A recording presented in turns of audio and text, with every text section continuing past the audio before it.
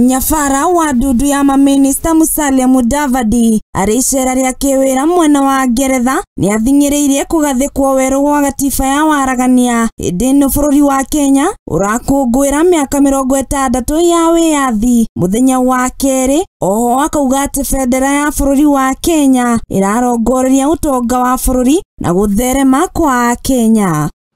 As we celebrate Jamhuri Day, we renew our commitment to the core principles that define us: democracy, equality, and justice as a Commonwealth member state.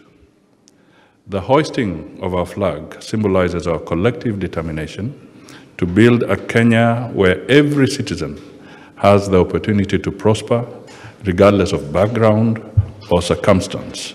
Akiaria ari kigomano-ini gia Commonwealth mwena wa London ni oritia Kenya kuonjorithia guku bururi-ini onokorwo mari na mabiacara mabururi-ini mangi kuona mucii no mucii ona wathie miaka 10 no ugacoka. We encourage Kenyans to invest in these spaces as much as they invest back at home. Together, let us embrace the richness of diversity that enriches our nation in this global village.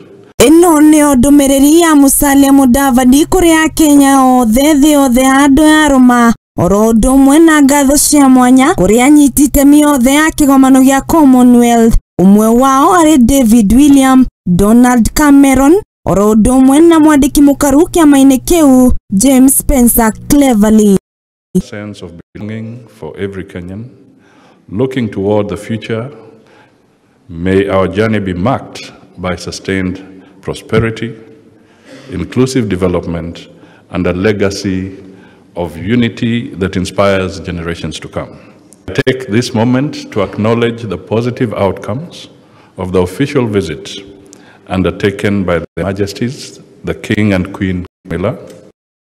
Their visit at the invitation of His Excellency Dr. William Samoei Ruto, the President of the Republic of Kenya, covered Nairobi City County, Mombasa County, and neighboring regions.